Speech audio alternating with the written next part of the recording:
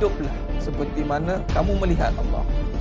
Kalau kamu tidak mampu melihat, percayalah, yakinlah Allah sedang melihat. Jadi maknanya sekarang ni melihat Allah Ta'ala ni bererti kata lain adalah ingat Allah. Ingat Allah. Dan ingat Allah ni lah menjadi agenda kita sekarang. Kita nak ingat Allah. Alangkah malangnya hari ini Allah kata dalam surah Sajadah ayat 9, hakikatnya qalilan ma tashkurun, sedikit sangatnya ingat Allah. Summa sawwahu wa nafakha fihi min ruh ja'alakumus sam'a wal absara wal afidah qalilan ma tashkurun. Allah tiupkan roh dan jasad kita, di dalam jasad kita ni Allah bagi penglihatan, Allah bagi pendengaran, tapi sedikitlah yang syukur. Ini ingat Allah, syukur ni ada Allah. Kalau mula pun dah tak betul, agak-agak ujung-ujung memang kita boleh betulkan di pertengahannya, tapi kita bimbang tak betul di pertengahannya, perlukan kehancuran. Bimbang diingatkan dengan cara peringatan melalui ujian yang menyakitkan. Duit ni dunia. Bila dunia, sifat dia tinggal, sifat dia tipu, sifat dia fitnah.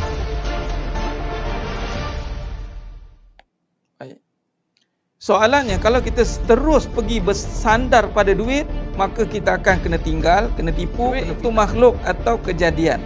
Bila kejadian, ada tak cara melihat makhluk? Ada tak Allah ajar cara melihat? Kan kita sekarang tengah belajar cara melihat, tidak? Jangan tengok duit. Kalau siapa tengok duit, jadi mata di kaedah yang Allah ajar melalui kaedah Tariq Nubuwah. Qra bismi Rabb bikallazi khalaqa. Bacalah bismi Rabb, bismi Rabb bikallazi khalaqa. Nah, cuba tengok ni sedang jemaah mata Allah SWT. Cuba tengok, perhati baik-baik. Cuba tengok. Pertama, kedua, ketiga. Bacalah dengan nama. Dengan nama siapa? Rabb. Nama siapa? Nama yang menjadikan duit. Duit tu kejadian tidak? Ya. Sekarang ni duit kita dah ada nama. Sekarang ni bila kita baca dengan nama yang menjadikan duit, Nabi kata bermula dengan bismillah, dengan nama Allah.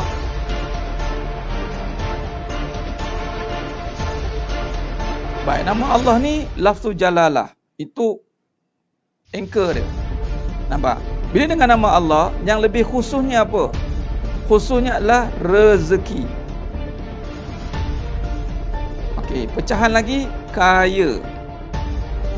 Sebab kaitan kaya dengan rezeki ni seringkali dikaitkan dengan duit. Maka ini satu kemuliaan. Allah muliakan kita, yang mana kita ni hina, tapi Allah muliakan dengan tempat yang mulia, dengan majlis yang mulia, dengan amalan yang mulia. Alhamdulillah, apabila Allah muliakan, Allah berikan kemuliaan untuk mengimarahkan kembali masjid. Subhanallah, satu perkara yang sangat indah. Asal kita itu hina, dari air mani yang hina. Namun apabila Allah nak muliakan kita, maka Allah letakkan kita di tempat yang Allahumma salli ala Muhammad wa ala Allah itu mengatasi hak segala-galanya. Kita tunaikan hak Allah dahulu, barulah hak kita ini akan disempurnakan. Hak Allah ni, Allah suruh iblis, yang mana sebelum itu Azazil lah. Wa iz qulna lil malaikati isjudu li Adam fasajadu. Dan hidup kita ni bermula dengan kisah iblis lah, dan kisah Nabi Adam AS. Bermula kisah Nabi Adam AS, kisah iblis itulah datangnya cerita kita. Iblis diberi tugas, ada dua. Nabi Adam AS diberi tugas, iblis yang nama Azazil pun diberi tugas. Iblis gagal melaksanakan tugas, Nabi Adam AS berjaya melaksanakan tugas. Kata iblis ni, dia pencetus. Apa cetusan dia? Dia akan cetusan dia adalah mencetuskan perbalahan, mencetuskan provokasi. Kerana apa? Rasa diri berkuasa. Baik, maka bila diri merasakan aku berkuasa dan mulia, itulah yang akan hancur binasa. Hak kita akan terlaksana dengan sempurna. Memang, tak usah bimbang, hak kita memang macam-macam benda yang kita nak kat muka bumi ni, setelah kita menyempurnakan hak Allah terlebih dahulu.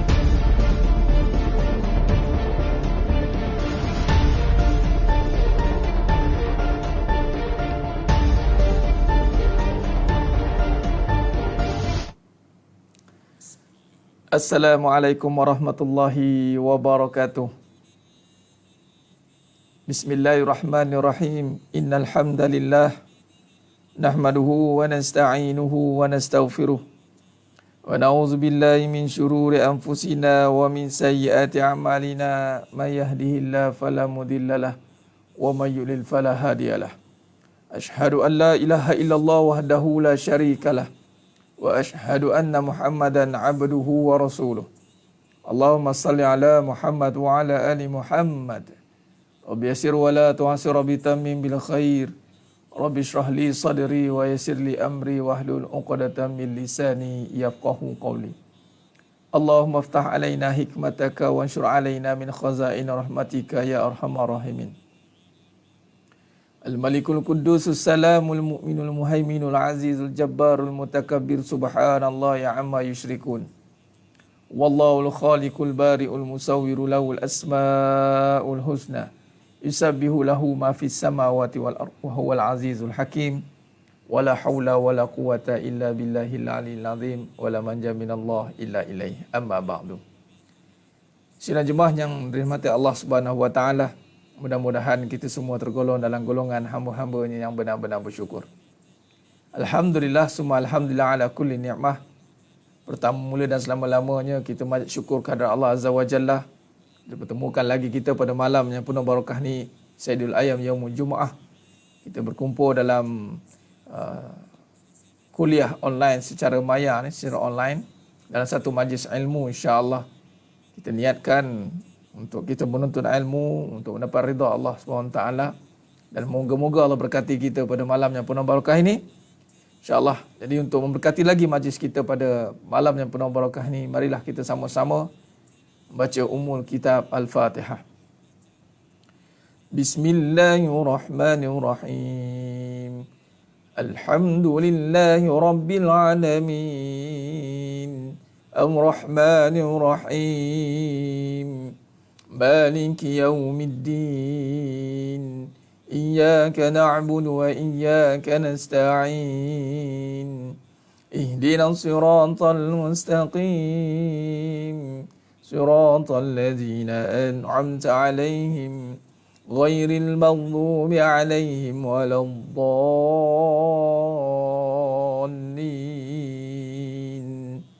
اللهم صل على محمد وعلى آل محمد اللهم صل على محمد وعلى آل محمد اللهم صل على محمد وعلى آل محمد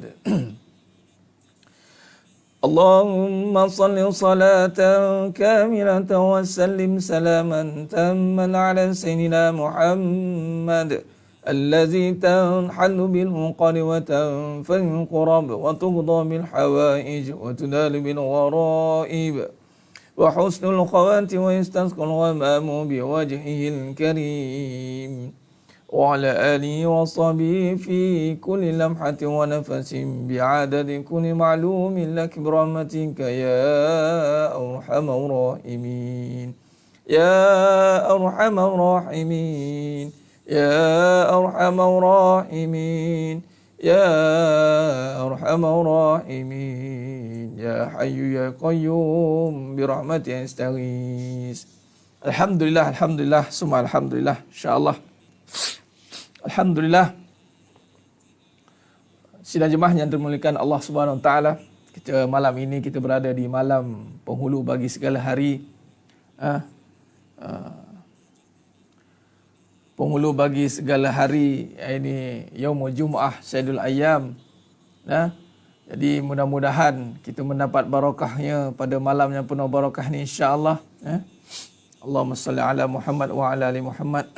Pada malam ini, insya-Allah, marilah kita sama-sama perbanyakkan selawat dan salam ke atas junjungan mulia Nabi Muhammad sallallahu alaihi wasallam, yang mana telah banyak berjasa kepada kita hari ini. Asbab baginda Nabi sallallahu alaihi wasallam hari ini kita menjadi orang Islam, orang yang beriman, mengenal Allah Subhanahu Wa Taala.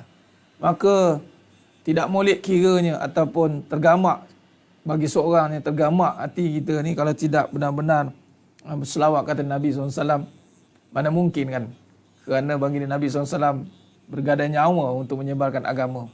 Sehinggalah dapat ke Nusantara ini berkat perit jerih baginda Nabi SAW yang tidak putus-putus berharap kepada Allah untuk menyebarkan agama Islam di seluruh pelosok dunia ini. Jadi sedang jemaah mata Allah Subhanahu Wa Taala. Jadi hari ini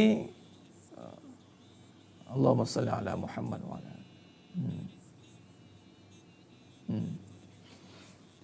Allahumma salli ala Muhammad wa ala ali Muhammad, ya. Jadi pada hari ini kita sama-sama menzahirkan dengan rasa kesyukuran, dengan rasa kesyukuran kita menzahirkan dengan ketaatan. Kita nak benar-benar memahami kehidupan dengan kebenaran, dengan kita tanda terima kasih kita kepada Nabi SAW itu, dengan kita nak membawa kehidupan ini mengikut apa yang telah Nabi SAW Nabi SAW bawa, iaitulah Nabi membawa kalimatut thayyibah la ilaha illallah Muhammadur Rasulullah, ya. Jadi sedang jemaah mata Allah Subhanahu Wa Taala. Jadi pada malam yang penuh barakah ni, dengan masa yang ada, mari kita isi masa ini dengan pengajian kita insya-Allah dalam kajian hakikat kehidupan, dan kita telah pun berada di fasa akhir dalam kitab ini, dan kita masih lagi berbincang dalam bab tabligh, yakni usul yang keempat dalam perbincangan, dan kita masih lagi membincangkan tentang fitnah ataupun perkara yang menghalang jiwa untuk menjadi sempurna. Pada dalam bab tabligh ini kita akan pergi menekankan tentang bagaimana kita nak melihat kehidupan dengan penuh keseimbangan. Dia bila sebut seimbang ni, wasata ni, maknanya dia pergi kepada perbincangan tentang kesempurnaan sebenarnya. Apakah yang menyebabkan kita mampu melihat kesempurnaan itu?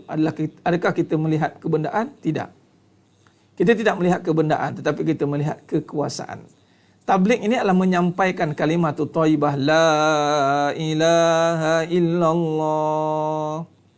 La ilaha illallah. Itu yang kita nak sampaikan. Kita nak sampaikan dan kita nak sampai kepada kalimah itu. Kita nak sampaikan kalimah itu dengan penyampaian yang benar, yakni dengan menzahirkan perbuatan-perbuatan yang mengesakan Allah SWT. Nah, perbuatan yang mengesakan Allah SWT ini hanya mampu dilakukan bagi jiwa yang sempurna ataupun jiwa yang mencapai kesempurnaan. Wa nafsi wa ma sawwaha, demi jiwa dan seluruh penyempurnaannya, ataupun hati. Tapi sebenarnya mata Allah SWT, mana mungkin kita boleh mencapai ke tahap kesempurnaan hati kalau masih lagi ada perkara-perkara yang menghalang hati untuk sampai kepada Allah Subhanahu Wa Taala.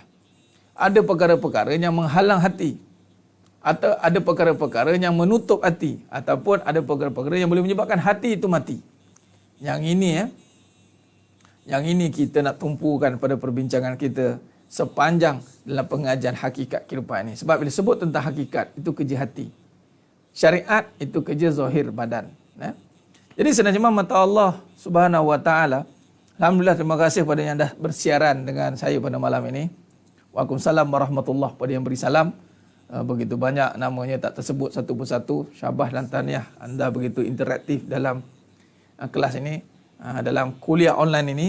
Jadi gunakan masa atau peluang yang diberikan ini oleh Allah Ta'ala untuk fokus kepada pengisian ilmu, fokus kepada nak merungkai persoalan-persoalan yang berkaitan dengan kehidupan.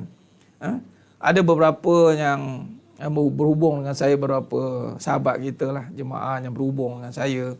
Dan pertamanya saya minta maaf lagi sekali kepada yang tak terjawab soalan dan masih lagi pending. Tunggu je lah, saya jawab nanti. Adapun saya nak bagi tahu banyak kesan yang telah disampaikan, dia kata banyak perubahan. Alhamdulillah, mudah-mudahan itulah matlamat kita belajar ngaji. Kita nak mengaji ini biar sampai jadilah, biar sampai putus. Kita tak mau mengaji, belajar, akhirnya jadi kurang ajar. Tak mau. Dia jadilah manusia yang sentiasa ada perubahan. Walal akhiratu khairul laka minal ula. Dulu tak gerti, sekarang gerti. Dulu tak berapa cerdik, sekarang cerdik. Dulu dah marah-marah, sekarang dah sabar-sabar. Hidup ni makin lama kita akan kembali kepada Allah. Makin dekat kita, semua orang akan menuju kepada Allah. Semua. Persoalannya bagaimana kaedah dia menuju itu. Adakah menuju dengan kealpaan ataupun menuju dia dengan kefahaman yang benar. Alpa atau leka. Alpa, leka atau dia datang dengan benar-benar menghayati akan erti hakikat kehambaan yang sebenar. Jadi sidang jemaah mata Allah Subhanahu Wa Taala. Jadi teruskan istiqamah dalam pengajian ini, selagi mana ada pengajian hakikat kehidupan ni, jangan tinggalkan. Selepas ni kita akan masuk kepada tajuk kitab baru, walaupun kita belum lancarkan lagi, tapi saya dah start untuk mengajarnya. InsyaAllah pihak publisher tengah aturkan yang sebaiknya, dan semua yang booking, yang order, kita akan aturkan yang sebaiknya insyaAllah. Mengaji biar sampai jadi, sampai putus.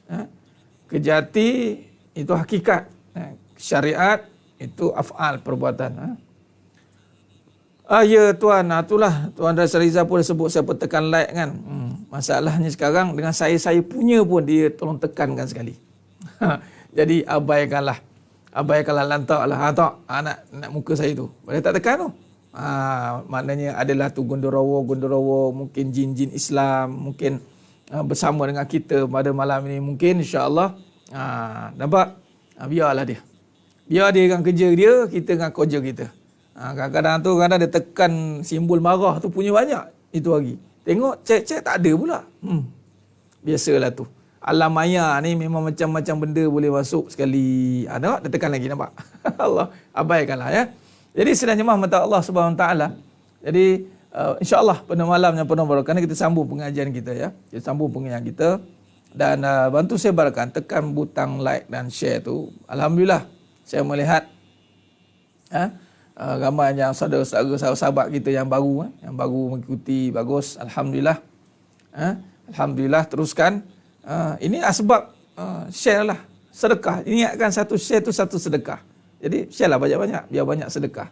Kita sampaikan kebenaran, ejen kebenaran. Jadilah ejen kebenaran sehinggalah menjadi pejuang kebenaran. Dia. Ya saya kira begitu juga, memang jin lah tu. Lantaklah dia. Biar dia pun nak ngaji juga. Ya, saya nak ceritakan dalam mukadimah ni, bab jin ni, sebuah bab jin ni lah. Ada satu ketika tu saya pergi ke satu tempat lah, saya tak perlu sebut tempat di mana. Di area satu tempat dan satu rumah. Dan saya pernah buat usrah di rumah itu. Ini satu ketika dululah. Entah macam mana, salah seorang daripada penjaga rumah itu tiba-tiba kena sampul lah. Kerasukan dia. Jadi kita pun ialah ikhtiarlah apa yang patut. Alhamdulillah. Dan apabila berkatalah jin itu dalam badan yang menjaga rumah tu, dia kata apa? Dia selalu dengar kuliah saya, katanya. Saya cakap, kenal tak siapa ni? Kenal. Siapa? Ustaz Farid. Sudah. Bila Ustaz turun, kata di airport, kami tunggu dah. Kami jemput Ustaz. Katanya. Tu dia. Dia pun dengar sekali. Jadi memang betul lah tu. Sebab tu kita tak heran dalam kuantiti manusia yang sedikit mendengar ke, ataupun di masjid tu kuantiti sedikit. Dan saya yakin jin-jin yang ramai mendengarnya. Baik. Jadi apa pun sedang jemaah mata Allah Subhanahu Wa Taala. Lantaklah dia. Jangan dia buat kacau sudah. Okey. Baik, jadi sedang jemaah mata Allah Subhanahu Wa Taala. Apa kita nak teruskan perbincangan kita pada malam ni? Mari kita buat murajaah dulu semalam apa yang telah kita bincangkan. Khair. Berbalik tentang persoalan tadi. Kesempurnaan jiwa. Ini menjadi intipati di dalam perjalanan seorang hamba kepada pencipta. Ingat. Kesempurnaan jiwa menjadi intipati. Kesempurnaan jiwa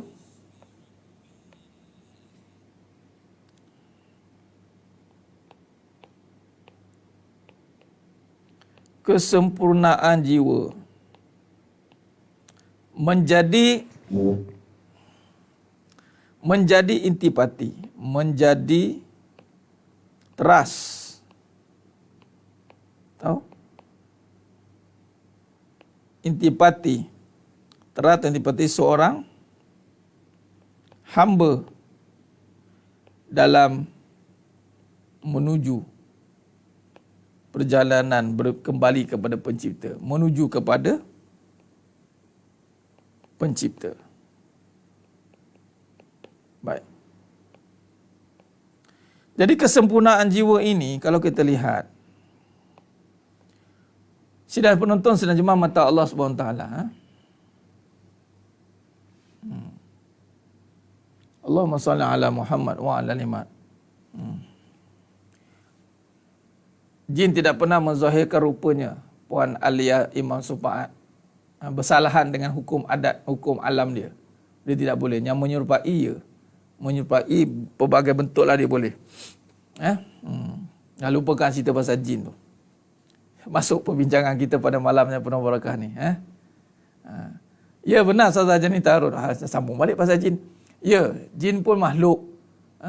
Ketika sempat saya ada pengajian dengan almarhum Tuan Guru Datuk Ismail Kamus kan, dalam perawat kan, angkatan ke-14.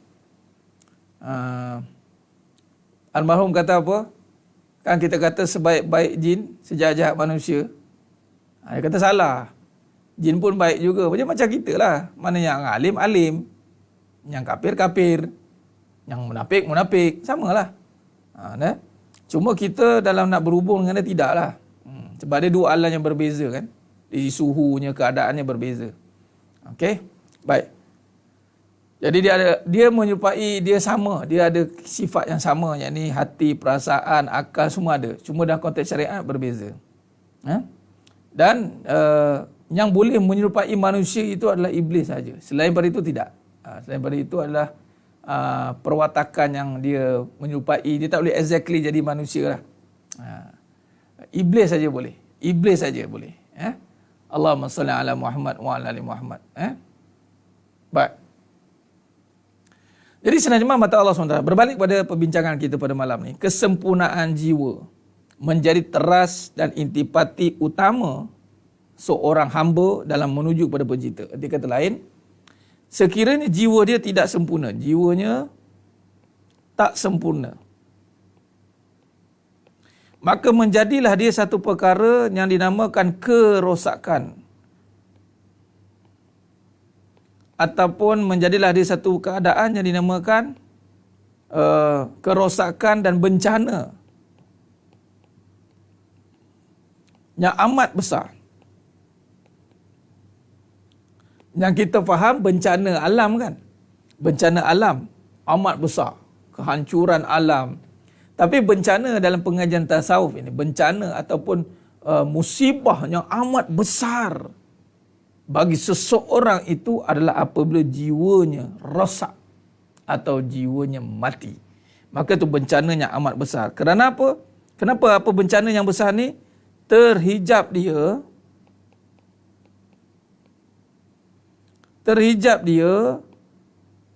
daripada Allah Azza wa Jalla. Mana-mana perkara yang menghijab dia daripada Allah, itu adalah perkara laknat. Allahu Akbar. Laknat, laknat, laknat. Allah laknat. Allahu Akbar. Allahumma salli ala Muhammad wa ala ali Muhammad.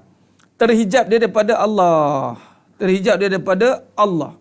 Apa saja yang terhijab, apa saja yang menghijab kita daripada sampai kepada Allah, ataupun yang menghijab kita daripada kita mengenal Allah, maka perkara itu adalah perkara yang dilaknat. Allah Akbar. Sebab itu dalam satu hadis Nabi SAW, dalam satu hadis Nabi SAW yang berbunyi,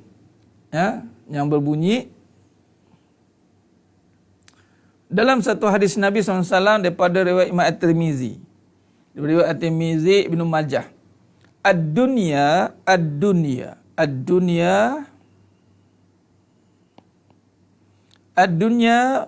mal'unatun. Mal'unat. Laknat ni la'ana. Mal'unat jamak. Mal'unatun mal'unun ma fiha. Mal'unatun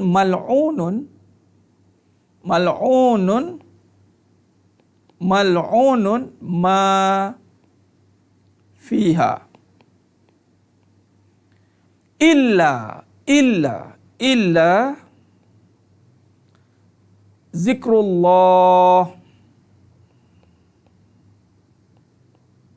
Nampak? Illa zikrullah. Lepas ni kita syarahkan, kita kaitkan balik dengan kajian yang menghalang harta dan wanita. Ya. Sepakati dulu baik-baik. Fokus malam ni, saya harap semua yang mengikuti ni fokus kepada pengajian kita. Bagi tidak pergi pada penghujung rancangan pengajian ini, nanti tak sampai ke orang, mula terkapai-kapai. Ad-dunya mal'unatun mal'unun ma fiha illa zikrullahi wa ma walahu wa alimun au muta'allimun. Baik. Jadi di sini saya nak tekankan dua perkara ni. Kata Nabi SAW, dunia itu terlaknat. Nampak tak? Sebab apa dia terlaknat? Sebab, kata Nabi SAW, apa yang ada di dalamnya, kecuali zikir kepada Allah, kecuali ingat kepada Allah. Allahu Akbar.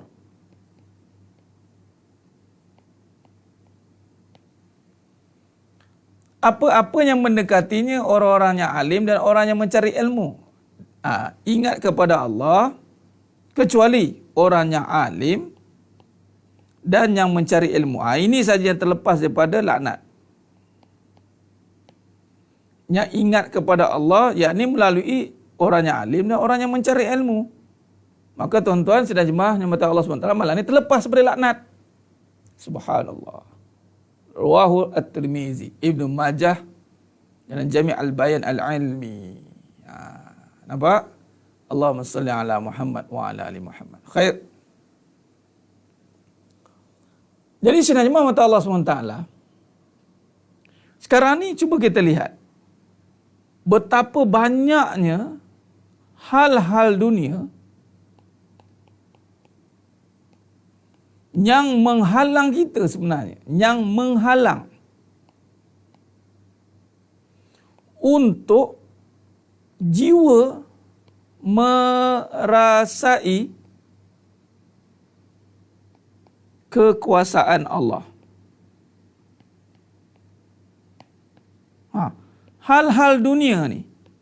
Apa hal-hal dunia yang menghalang kita untuk merasai kuasa Allah ini?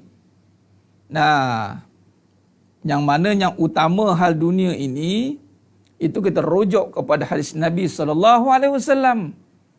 Itulah inna likulli ummatin fitnah wa fitnah ummati al-mal.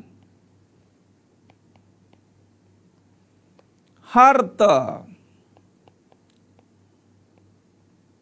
dan dalam kitab Minhajul Abidin karangan Al-Imam Ghazali rahimahullah ta'ala menyatakan harta atau dunia ini halangan utama. Dan selepas harta, manusia. Kedudukannya macam tu, dunia dan harta. Dan manusia ni, siapa yang menjadi halangannya? Wanita.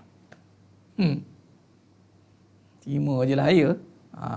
Jadi wanita, anda juga menjadi asbab penghalang manusia untuk mengenal pencipta. Betul tidak?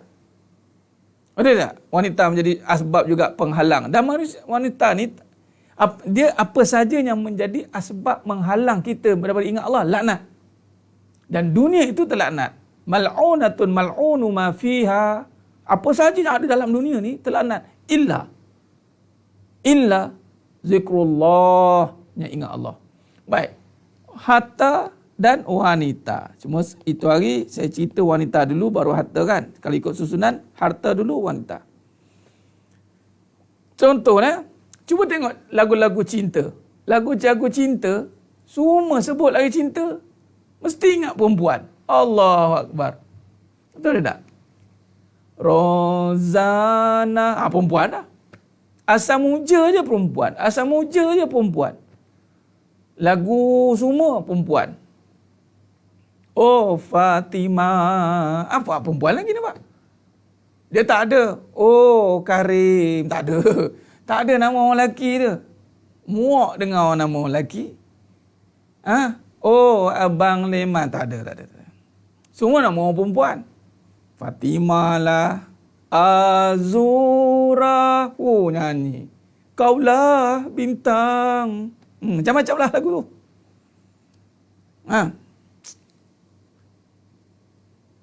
Wanita dikaitkan dengan cinta.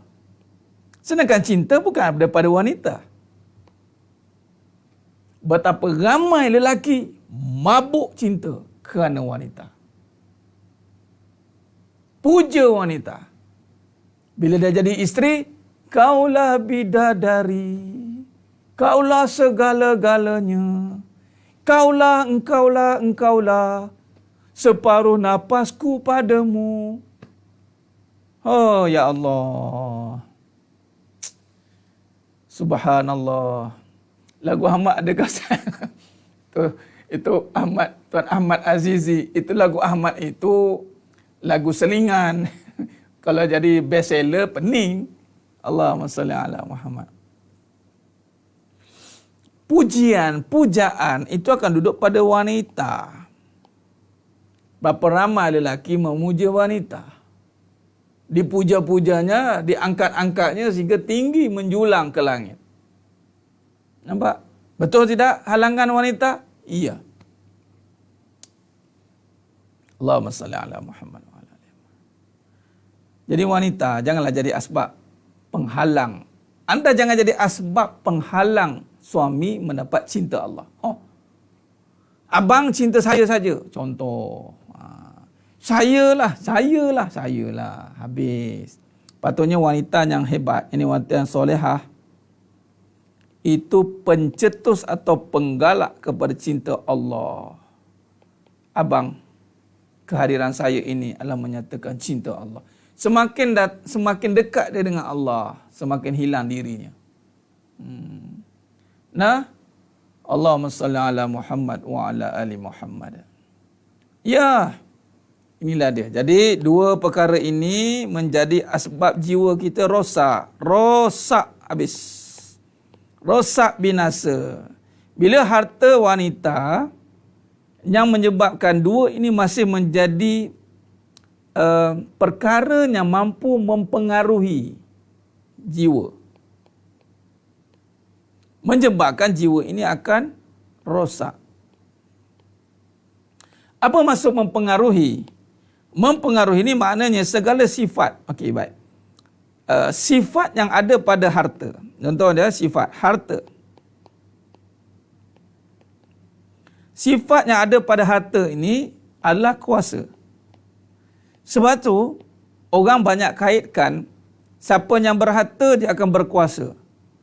Betul tidak? Ya. Kalau ada kuasa tapi tak ada harta, orang tidak pandang. Ada kuasa tak ada harta. Tapi biasanya yang ada harta dia akan kaitkan dengan kuasa. Sebab itulah kalau kita lihat pada zaman kita buka lembaran sirah, bagaimana yang mempunyai kuasa dia punyai harta. Itulah Qarun, Firaun, Namrud, kan, raja-raja terdahulu, kaum Ad, kaum Samud, nampak tidak? Ini sifat. Bagaimana hari ini terhalangnya hati jiwa ini daripada melihat kuasa Allah apabila harta mengambil alih kuasa. Ini yang bahayanya Nabi kata, inna likulli ummatin fitnah wa fitnah ummati almal. Dengan harta boleh mengubah segala-galanya.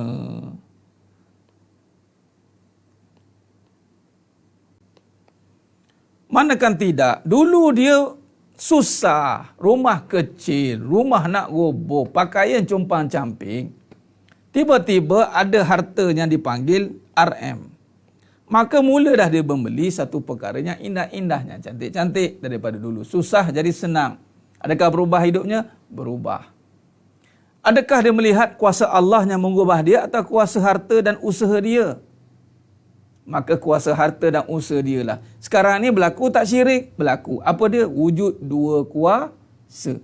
Maka di situ bagaimana keadaan hati dia? Mampu tidak untuk membesarkan Allah? Tidak.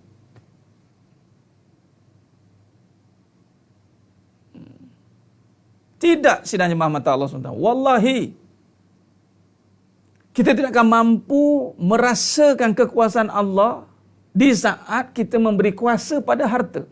Dan ini ujian yang amat dahsyat, tuan-tuan. Di saat akhir zaman, harta menjadi satu agenda yang menjadi satu tujuan tanpa sedar. Ataupun dipanggil ekonomi. Berapa banyak hari ini asbab ekonomi ini tergugat akidah di hati.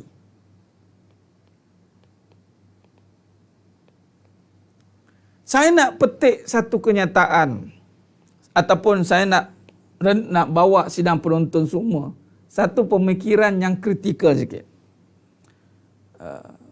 Allahumma salli ala Muhammad wa ala ali Muhammad. Keadaannya begini. Saya nak membawakan perkataan supaya lebih mudah. Baik. Ekonomi sehingga tergugat akidah di hati. Kenapa? Kerana ekonomi ini dikaitkan dengan rezeki. Betul tidak? Rezeki. Maka dikatakan kena kuat ekonomi baru kuat agama. Kalau ekonomi tak kuat, maka agama tidak kuat. Adakah agama tertegak dengan kuatnya ekonomi? Itu yang pertama. Sedangkan baginda Nabi SAW tidak pernah menanamkan kekuatan pada ekonomi. Tapi kekuatan pada hati. Tapi ekonomi dan hati berbelah bagi sekarang ni. Betul tidak? Berapa ramai yang melihat ekonomi menyebab kita lemah.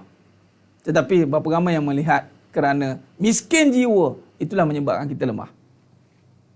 Hari ini orang takut miskin harta daripada miskin jiwa. Miskin harta sanggup berhempas pulas untuk berusaha sehingga berubah hidupnya. Tapi miskin jiwa dipandang sepi. Sedangkan Nabi SAW sangat takut dengan miskin jiwa daripada miskin harta.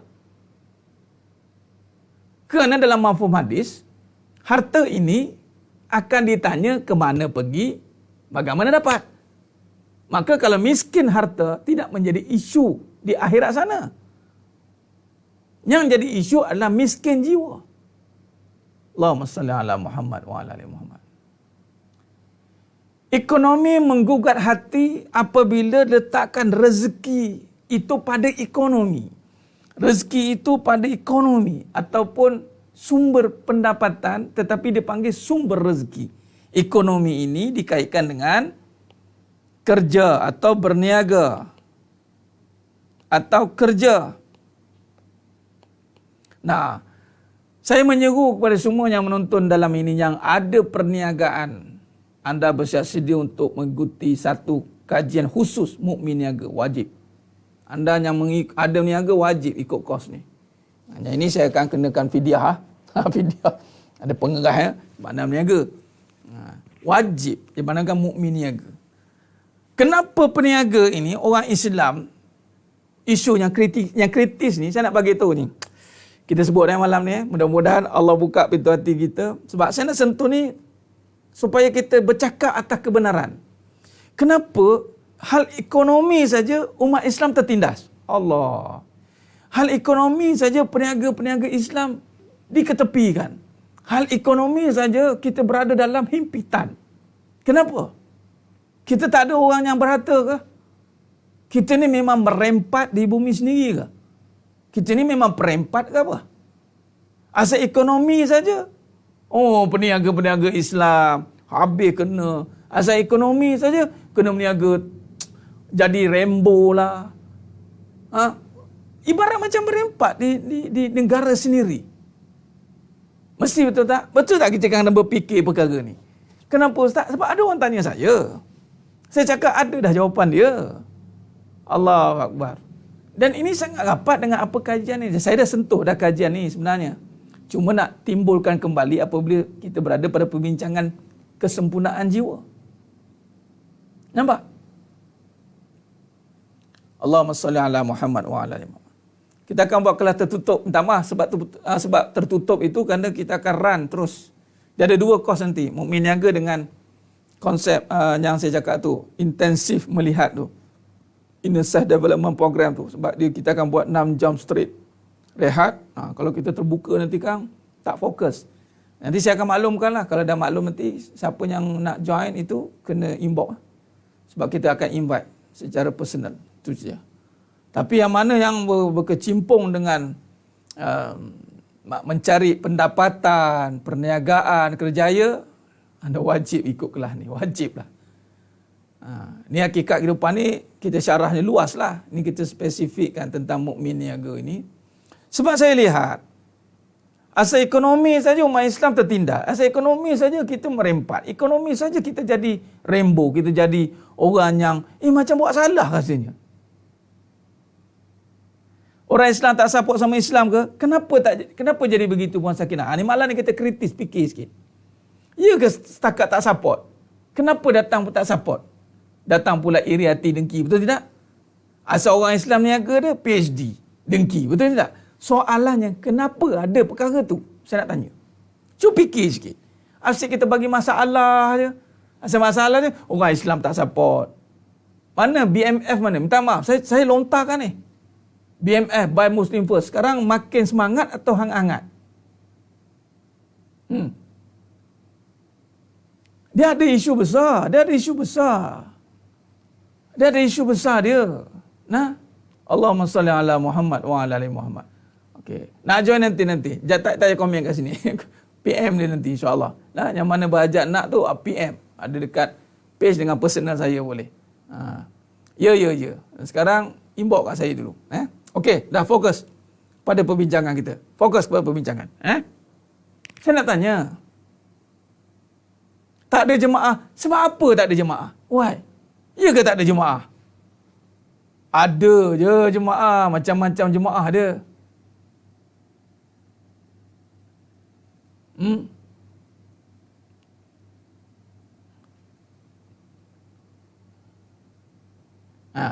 Kenapa? Why?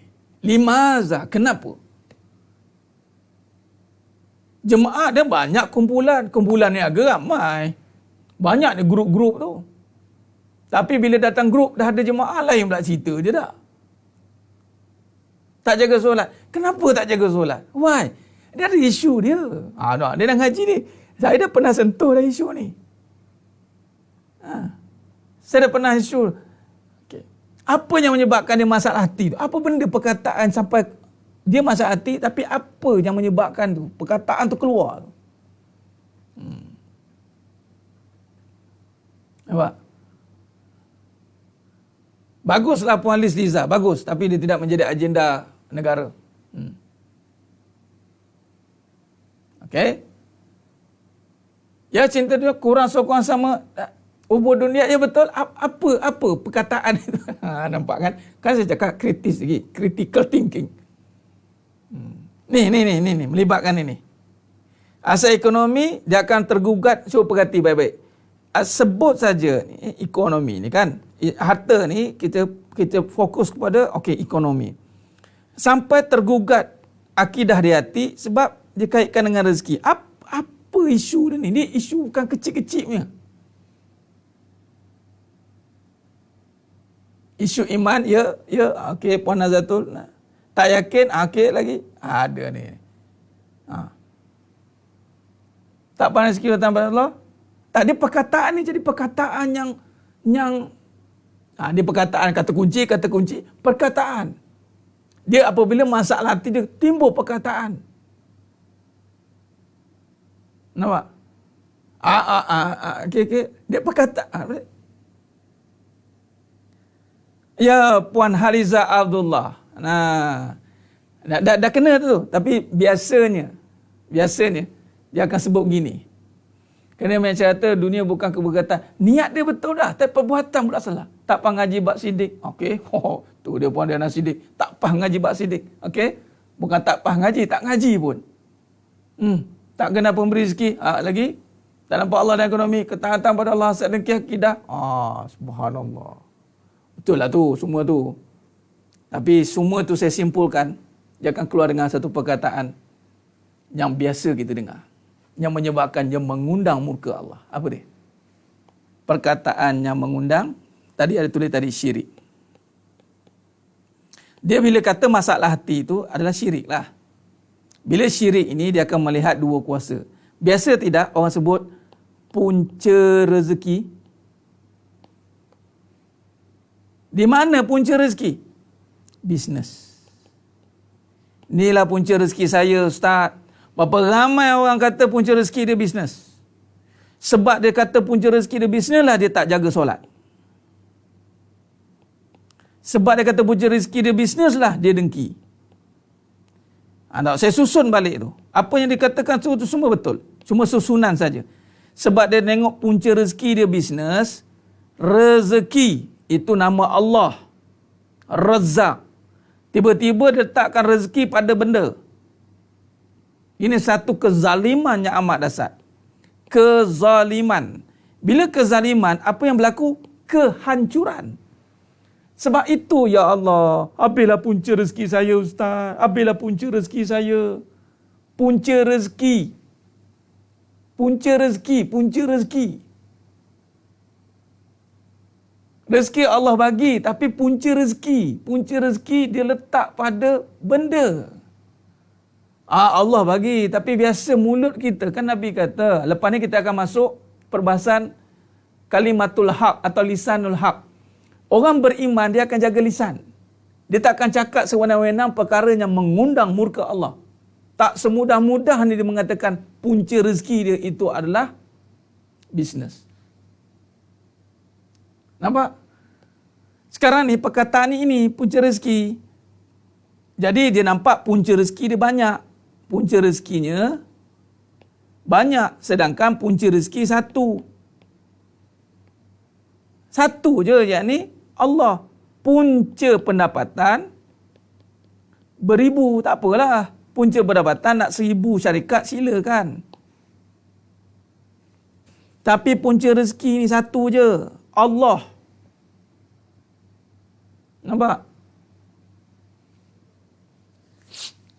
Cuba dengar nanti. Yang dah ngaji bolehlah. Yang dah ngaji fahamlah. Tanya pun kadang pening juga.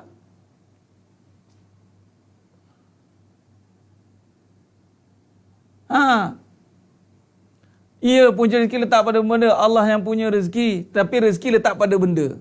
Maka di situlah datangnya kezaliman. Allahu Akbar. Sebab itulah bila dia letak punca rezeki pada makhluk, punca rezeki pada makhluk, dia akan sembah makhluk lah. Dia akan agungkan orang, dia akan agungkan klien, dia akan agungkan customer, dia akan agungkan punca rezeki kan. Allah juga. Ini namanya sekutu. Inilah yang dinamakan menyekutu. Sebab perkataan punca ini adalah perkara yang tak habis-habis. Punca adalah tak habis-habis. Jadi kalau rezeki tak habis-habis, tiba-tiba letak pada bisnes. Tengok Allah habiskan bisnes tu. Tenganga kita. Kadang-kadang kita tengok, ya Allah kesiannya, ya Allah umat Islam kena. Kena kadang-kadang. Allahumma salli ala Muhammad wa ala ali Muhammad. Tuan-tuan, sedang penonton, sedang jemaah mata Allah SWT. Ni pemikiran kritis lagi. Cuba tengok. Saya nak tanya. Allahumma salli ala Muhammad. Kehancuran. Mari kita tengok. Kita ambil Allah. Saya nak cakap ni kan. Tak apalah saya cakap juga. Kita tengok bila sesuatu bisnes itu dihancurkan. Kehancuran itu datang. Adakah kerana saja-saja? Atau kerana salah orang? Atau ada salah yang kita tak sedar?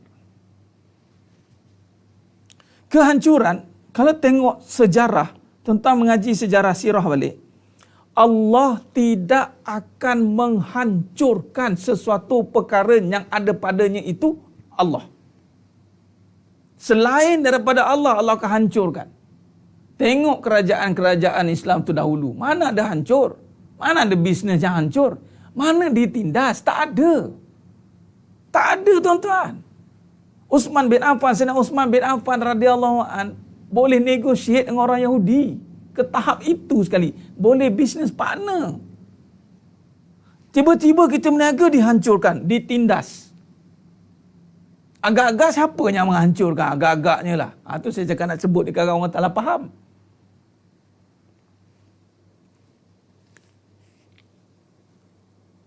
Sebab kita salah letak punca. Kita mengundang murka Allah. Itu kadang-kadang saya cakap jangan salah. Kan sebutkan, oh sedap-sedap mengundang murka Allah Ustaz. Kami cari rezeki yang halal. Memang cari rezeki yang halal. Masalahnya pada yang sama buat benda yang haram. Allahu Akbar. Buat benda yang haram, kita agungkan pendapatan kita itu. Kita bagi tumpuan masa sampai tak ada masa nak mengaji. Kita duk fikirkan miskin jiwa kita, miskin harta sampai kita lupakan miskin jiwa. Allahumma salli ala Muhammad wa ala ali Muhammad. Tak ada kehancuran. Wallahi Allah tidak akan hancurkan. Rujuk surah Muhammad ayat 36 tak silap saya. Allah tidak meminta harta. Sebab itu jangan sewenang-wenangnya kita nak mencari salah ataupun memang kita buat salah. Tapi bersama kita kena renung baik-baik. Kadang-kadang kita sebut, ya Allah bagi. Tapi tak nampak macam Allah bagi pun. Buat macam usaha yang bagi je. Kita fikir pendapatan nak tetap. Nak tanya, ada fikir sedekah tetap? Pendapatan nak tetap, sedekah? Ada tak kita fikir pendapatan nak tinggi, sedekah nak tinggi? Ada kita fikir? Kita merangka pendapatan agar mampu melestarikan kehidupan. Macam-macam. Allahu Akbar, Allahu Akbar. Jadi sedang penonton, sedang jemaah mata Allah SWT. Berbalik dengan hadis Nabi tadi. Ad-dunya mal'unatun, mal'una ma fiha. Nampak? Terlaknat. Nampak? Terima kasih Acu surah An-Najah. Nampak? Dan ia tidak meminta pada kamu harta benda kamu. Allah tak minta, Allah tak tarik, Allah tak hancurkan. Malah harta itu akan menjadi asbab pahala. Tetapi kita mula dengan cara yang salah. Sebab tu saya cakap, siapa yang berniaga dalam ni, wajib ikut mukmin niaga. Soalan pertama saya akan tanya, mana punca rezeki? Itu yang saya akan tanya dulu orang niaga ni. Punca rezeki kat mana? Okey, dah jawab Allah. Okey, sekarang syariat kat mana pula? Punca rezeki, jawab. Di mana punca rezeki? Dah tahu Allah. Sekarang punca rezeki itu hakikatnya syariat. Syariat punca rezeki. Dia mesti ada syariat hakikat. Tadi sebut hakikat. Allah. Dah bertahu dah. Syariat kat mana? Di manakah syariat punca rezeki? Kona lagi kat bisnes. Ni bisnes saya lah Ustaz, syariat. Hakikatnya Allah, syariat Allah suruh niaga. Jam crank panggil. Jam lagi. Punca rezeki itu Allah, punca rezeki. Malam ni tuan-tuan, mari kita perhati baik-baik. Punya penghalang kita ni, yang kita duduk hari-hari menghadap, rupanya tak selesai masalah ni. Punca rezeki, hakikatnya Allah. Hakikat. Ini hakikat. Boleh faham tuan-tuan InsyaAllah. Allahumma salli ala Muhammad wa ala ali Muhammad. Punca rezeki, syariatnya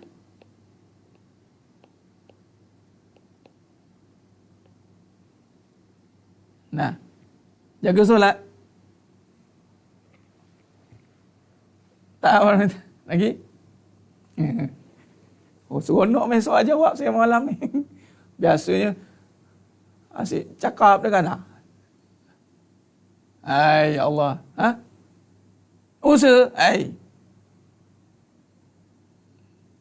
Di mana syariat punca rezeki?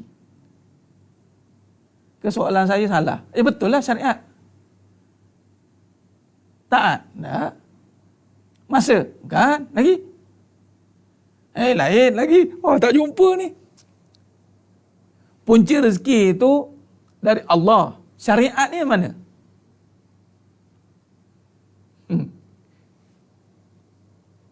Saya sebut ni mesti tahunya. Saya sebut satu keyword ni mesti tahu.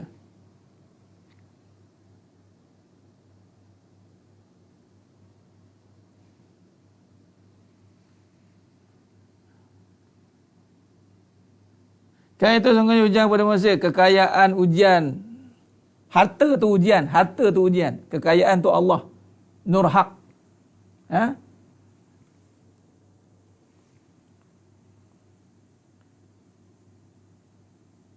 Oh, subhanallah. Lain ada lagi. Ini Allah bagi dekat Nabi Sulaiman alaihissalam. Yakin, sidik, hakikat syariat dia. Hakikatnya Allah, syariat dia Kak, dia mesti mesti ada tempat, ada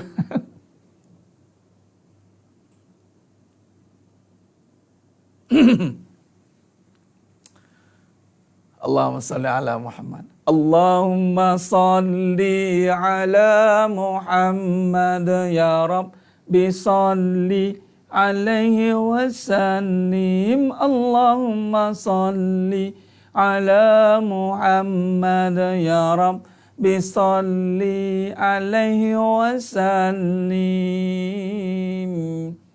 Nah, dia begini. Kan, punca rezeki itu Allah. Punca rezeki Allah. Okeylah. Saya jawab. Subhanallah. Alhamdulillah. Puan Anis Farina Syarruddin. Barakallahu fikum. Masjid.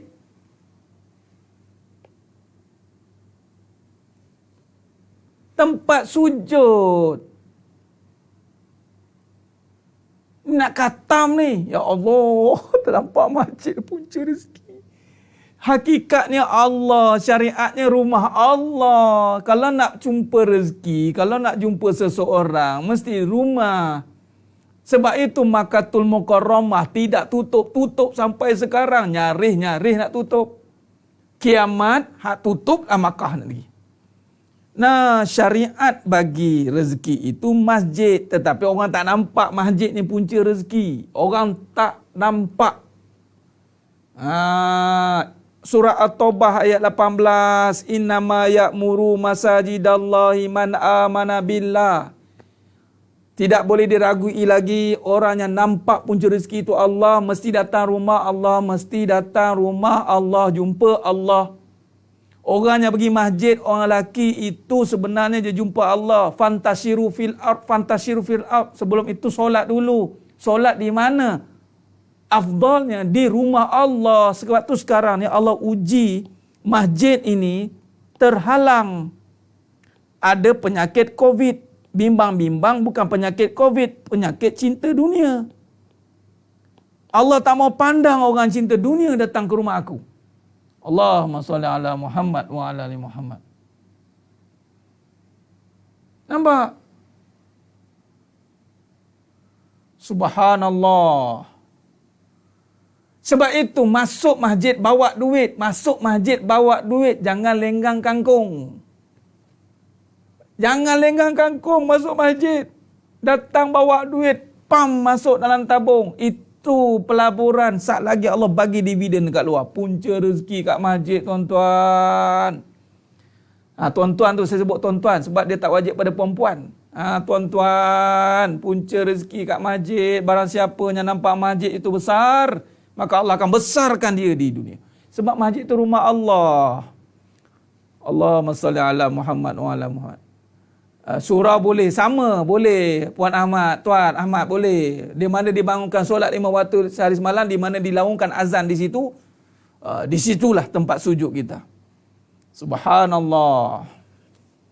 Soalan, saya nak tanya peniaga-peniaga ketika Allahu Akbar menuju ke kedai atau menuju ke masjid?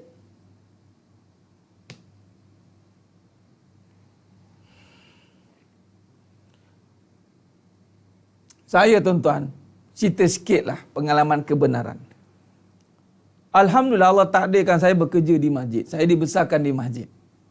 Masjid Negeri Shah Alam. Ini berkat usaha ayah saya, mak dia. 12 tahun. Saya dibesarkan di Masjid Negeri Shah Alam itu. Sehinggalah hari ini saya cukup berbangga apabila saya diterima kerja oleh Allah. Apabila saya bekerja di rumah Allah. Apa dia? Ceramah. Saya waktu itu sakit, tuan-tuan. 2014 saya sakit. Waktu tu jadual belum full lagi. Saya cakap, Ya Allah, aku nak bekerja dengan kau. Ya Allah, tolong. Ketika Allah Ta'ala makbulkan, ketika Allah berikan jadual waktu penuh di masjid. Dan jangan pandang lekeh dan remeh masjid ni tuan-tuan. Jangan pandang lekeh, pandang remeh masjid ke surau. Jangan pandang biasalah ngaji ceramah kat masjid je. Tak ada apa nak buat, baru pergi ke masjid. Allah. Ceritalah hebat macam mana ceramah kita malam ni. Tiba-tiba tak jatuh cinta dengan masjid. Kan antara 7 golongan yang dinaungi di padang mahsyar. Itu apabila jiwa yang jatuh cinta dengan masjid. Dan ini akhir zaman, cabaran ke masjid cukup kuat. Dengan COVID-nya lagi, dengan SOP-nya lagi, dengan pergi masjidnya macam-macam. Orang kata orang tak ada apa-apa kat masjid. Allahumma salli ala Muhammad wa ala ali Muhammad. Kalau ahli keluarga yang lelaki berat, tak apalah. Ya Allah, tak apalah maksud saya. Puan Khairul Wardah, hidupkanlah rumah tu macam masjid. Allahu Akbar, Allahu Akbar. Siapa datang masjid masih mencari jawapan, maka dia belum jumpa masjid. Sedangkan datang masjid itu jumpa dah jawapan. Bukan nak selesaikan masalah. Tak selesai masalah lagi. Masuk masjid selesai masalah. Sebab jumpanya maha dah. Macam kita lah datang rumah. Bila datang rumah, nak jumpa owner ke apa, mesti datang rumah kan. Siapa yang boleh datang rumah tu kenal betul lah tu. Allahumma salli ala Muhammad wa ala ali Muhammad. Usaha tawakal tu ya juga langgam kita. Usaha tawakal tu, usaha pergi masjid tu tawakal kepada Allah. Jangan letak usaha tu pada kerja je. Solat tu bukan usaha. Berapa ramai orang pisahkan solat itu. Takut Allah pergi masjid, ingat dunia bising, ingat duit, dah tak ingat Allah. Sebab itu pergi masjid. Lama-lama Allah hilang kalau ingatan itu. Allahu Akbar. Allahumma salli ala Muhammad. Jadi, saya nak bagi tahu, ini kadang-kadang bila kata kita berurusan dengan rezeki, puncanya jaga. Pertama, jaga akidah. Akidahnya apa tadi? Jangan menyekutukan Allah. La tusyrik billah.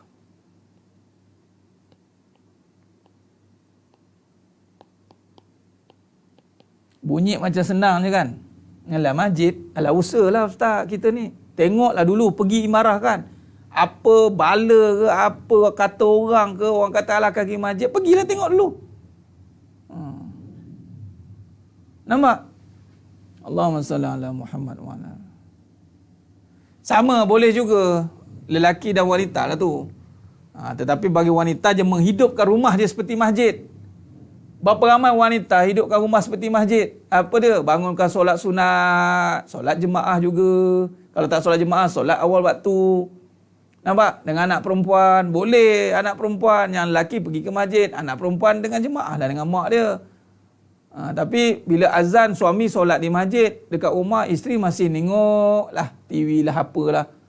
Allah.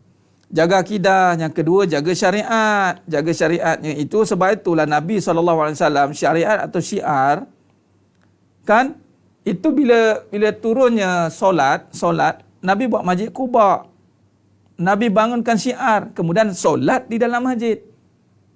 Syiar. Allah Akbar.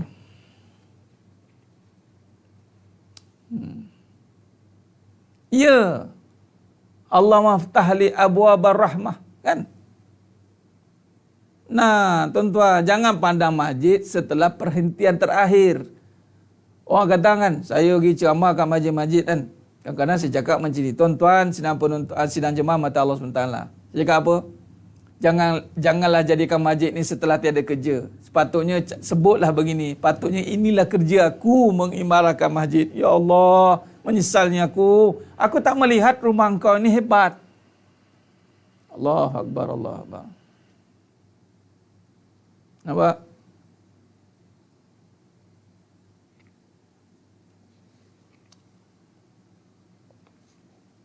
Jadi sidang jemaah mata Allah Subhanahu wa taala, Jadi sekarang ini cuba lihat, bermula tadi harta kan? Harta apa yang menyebabkan kita hilang punca ni? Kerana kita letakkan rezeki pada harta. Sesiapa yang meletakkan rezeki pada harta, rezeki itu pada harta, maka dia akan hilang punca. Hilang punca lah. Dan harta dia ini, Allahu Akbar. Kadang-kadang tu saya dengar kan, orang tu dia dah lama berniaga, 25 tahun, 30 tahun, tiba-tiba hancur. Cuba tanya benda yang basic. Tak, kita bukan nak argue, tapi nak tanya. Tuan nampak rezeki ni kat mana? Inilah rezeki saya. Allah. Akidah, kadang-kadang itulah dia. Pertolongan harta kita nampak, tapi pertolongan akidah ni kita kena buat. Berapa ramai yang kita perlu selamatkan akidah. Sedangkan Nabi SAW selalu ingatkan, perbaharuilah kalimat thayyibah. La ilaha illallah. Sebab betapa mudahnya manusia untuk lakukan syirik. Sekiranya kita masih gagal dalam melihat kesempurnaan ini, yakni melihat segala-galanya itu datang daripada Allah, maka hidup kita takkan seimbang. Allahumma salli ala Muhammad wa ala ali Muhammad. Nampak? Jadi siapa yang letakkan rezeki dia pada harta, maka dia akan hilang punca. Sedangkan harta ini adalah benda. Sebab tu orang panggil harta benda. Harta benda. Harta benda. Mana ada panggil harta kaya? Orang tak panggil harta kaya. Orang panggil harta benda. Kaya, kaya raya. Harta benda. Harta benda. Kaya raya. Mana cikgu bahasa Melayu? Cikgu bahasa Melayu? Muncul. Harta benda kaya raya. Benda sifatnya binasa. Raya ni satu kerakyatan, satu suasana. Jadi kaya ini suasana, dia bukannya benda. Jadi kaya juga itu pada punca Allah. Ini soalan lagi yang meniaga lagi. Tambah soalan satu lagi. Nak kaya dengan apa?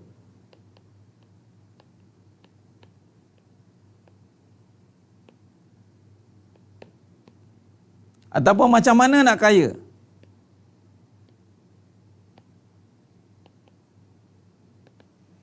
Kadang kita tanya soalan spontan, kita borak dengan kawan kita. Macam mana nak kaya? Macam mana nak kaya? Kawan-kawan nak borak-borak spontan. Engkau ada apa-apa idea tak macam mana nak kaya? Macam mana kita nak kaya? Cuba tengok soalan. Ini dah ngaji okey lah. Alhamdulillah dah ngaji okey. Dah ngaji okey lah. Macam mana nak kaya? Nak kaya itu dengan Allah. Nak kaya dengan apa? Ataupun soalan, nak kaya dengan apa? Ini soalan lebih tepat. Tanya anak-anak kita, kawan-kawan kita, anak beranak itu macam mana? Nak kaya dengan apa? Dengan sedekah? Dengan iman? No, soalan ni pun tak lepas lagi. Nak kaya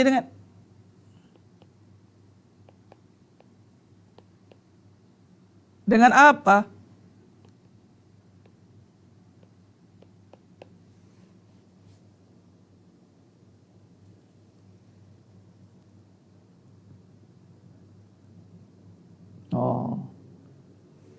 Tak katam ni.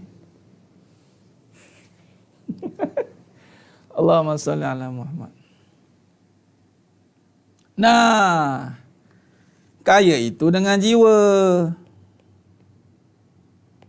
Bukan dengan sedekah. Sedekah tu kaya dah.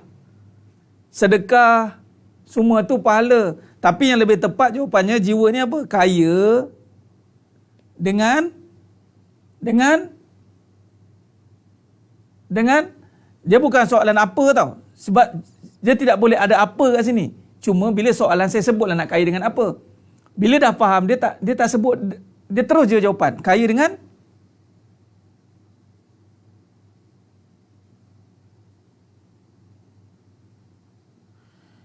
dengan Allah.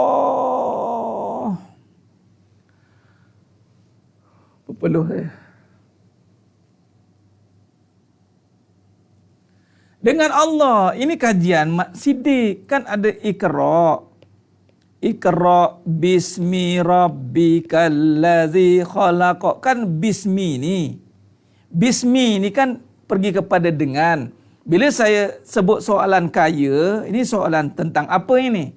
Kaya ini merujuk kepada sifat. Iqra bismi rabbikal ladzi khalaq.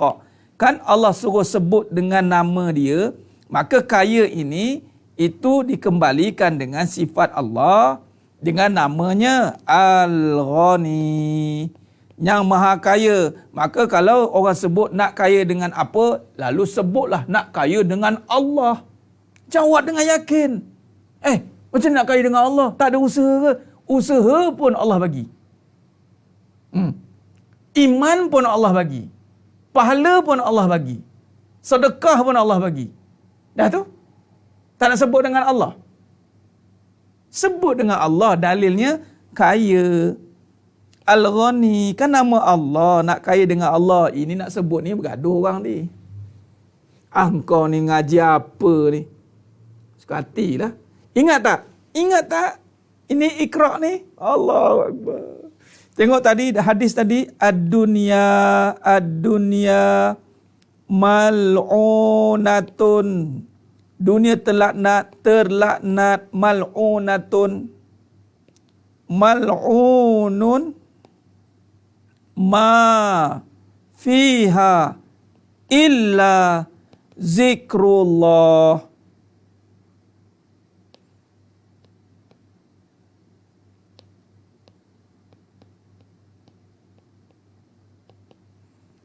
Nah, ini jawab kepada soalan tadi. Apa-apa yang tidak bawa kepada nama Allah, laknat.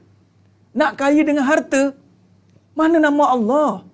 Nak kaya dengan iman, bukan imanku tu dengan Allah. Pahala kan dengan Allah. Semua mesti dengan Allah. Kemuncak hidup kita mesti dengan Allah. Allahu Akbar.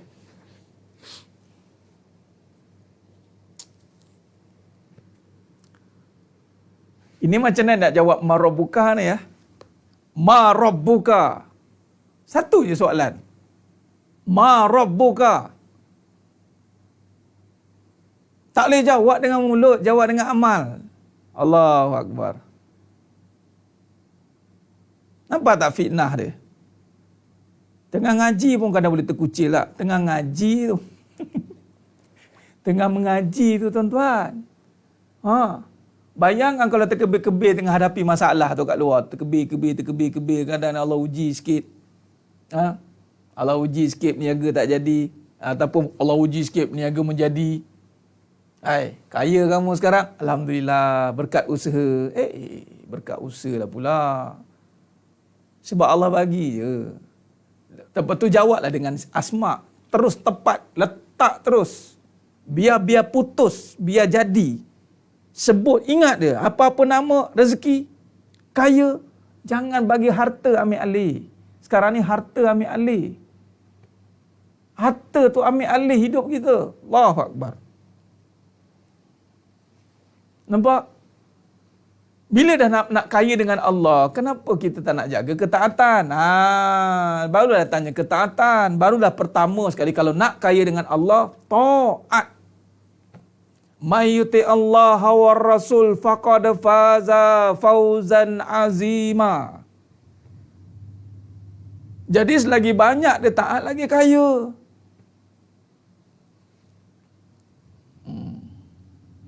Allahumma salli ala Muhammad wa ala ali Muhammad. Kalau gaji lambat, tak apalah gaji lambatlah, tak ada masalah. Lambat gaji tapi rezeki tak pernah lambat.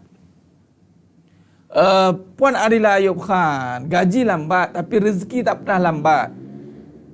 Gaji lambat tapi rezeki tak pernah lambat. Jawab begitu ya.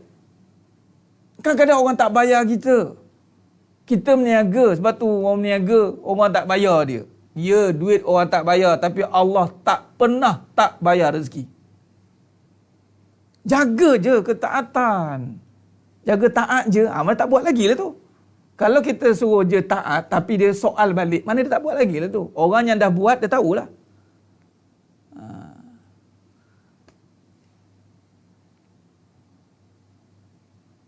Rezeki sangkut sebab tidak letakkan pada punca rezeki. Benar Puan Nisa Ali. Gaji lambat rezeki tak pernah lambat. Allahu Akbar. Benar. Subhanallah, subhanallah. Cuba kita berazam malam ni, tuan-tuan yang menonton malam Jumaat ni. Kita keluarkan di jiwa kita ini daripada belenggu dunia ni. Tajuk kita malam ni adalah kesempurnaan jiwa. Saya sentuh dua topik yang lepas ni kita akan sambung dalam lisanul haq. Saya akan lebih tumpu pada lisan, kalam-kalam yang batil, yang tanpa sedar. Kita contoh, duit bukan segala-galanya, segala-galanya perlukan duit. Segala-galanya balik pada duit. Allah, batil, batil, batil. Segala-galanya perlukan Allah. Tapi kita takut nak sebut segala-galanya perlukan Allah. Takut orang kata gila isim. Gila isim ni, bukan tak? Sia-sia Allah, sia-sia Allah. Lepas tu kita berjawab, sia-sia Allah yang kau tu, kalau kau bayar semua ni, kau tak sebut nama kau, marah pula. Katalah kau sponsor seseorang tu. Orang tu tak sebut nama kau, kau marah. Marah pula, reti marah. Allah bukan sponsor, Allah jadikan. Allah hidupkan. Takkan tak nak sebut Allah? Apa masalah? Masalah hati lah, itulah. Apabila sebut nama Allah, dia sakit hati. Maknanya masalah hati ya.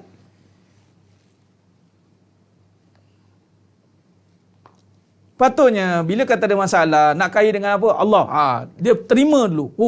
Okey, next apa nak buat? Ya betul dengan Allah. Macam mana cara dengan Allah tu Ustaz? Cuba bagi tahu Ustaz. Kan senang. Kan senang. Barulah kita ni takkan dengan Allah je. Takkan dengan Allah je. Agama ni dia kena seimbang. Dia pandai-pandai pula seimbang dia bubuh. Dunia pun kena ada, akhirat pun kena ada. Allah ni yalah, wala tansa nasibaka minad dunia katanya. Jangan lupakan dunia. Nampak? Tak capailah matlamat penyembahan sebenar-benar sembah. Patutnya hidup ni itu kena ada Allah pada segala-galanya. Mal'unatun, kalau kamu gagal merasakan Allah pada segala-galanya, kamu akan terlaknat. Ustaz, macam mana Ustaz? Dan teruskan lagi mendalami mengaji. Itu patutnya. Bukan agiu. Kadang-kadang orang agiu, ya Allah. Allah je. Habis tu takkan Allah yang menyelesaikan masalah. Kadang-kadang kan orang sabarlah ya Allah. Kan? Macam orang lah pelikir, meragui sesuatu perkara yang kita dah buat. Orang ni ada kehebatan. Kalau kita takkan dia je yang boleh buat. Padahal dia memang pakar. Kita macam meremehkan dia.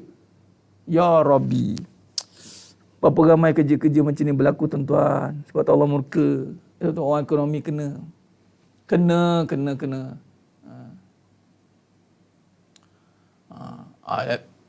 Ada banyak lagi tuan, nanti saya detailkan lagi. Malam ni tak sempat lah kita. Malam ni tak sempat. Nanti insya-Allah masuk topik yang akan datang kita akan sentuh. Ada banyak lagi insya-Allah. Biar dunia kejar kita, bukan kita kejar dunia. Ya, dunia yang patut melutut menghinakan diri, sebab dunia tu makam hina, mal'unatun, makam terlaknat. Kita ni kalau kita letak pada dunia, kita pun dilaknat. Sebab tu Allah jadikan kita bukan untuk dunia. Allah jadikan kita untuk Allah. Jawab dengan jelas, Allah. Ustaz, saya tak baik. Ustaz, memang kau tak baik. Memang betul. Jangan perasan baik. Macam-macam tu datang. Saya tak baik, tak layak sebut Allah. Apa tak layaknya? Sebab kau tak baik, tak kena sebut Allah. Sebut biar tepat. Sesat tu sebab dia tak nampak. Puan Fazilah, betul tidak?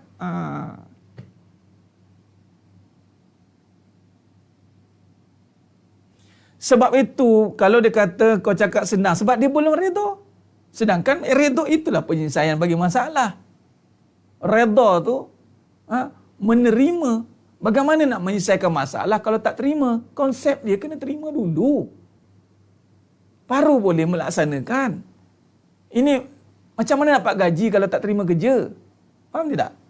Cakap kat dia. Redha tu maksud menerima. Macam mana Allah nak selesaikan masalah kalau tak terima masalah? Terimalah masalah tu. barulah boleh diselesaikan. Ni saya tak terima masalah, saya tak sangka kena macam ni, apa nak jadi ni.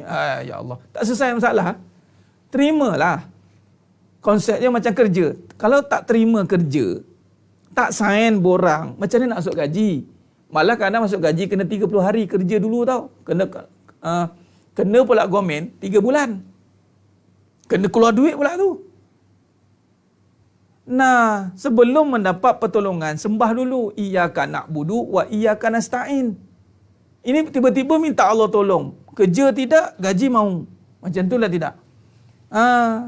Itunya Allah hantar tentera je tu. Allah ganapkan semua. Allahu Akbar. Mudah-mudahan kita jauhlah, dijauhkan pada murka Allah. Allah cukup marah betul orang yang meragui kekuasaan dia. Allah cukup marah. Inna syirka la zulmun azim. Subhanallah.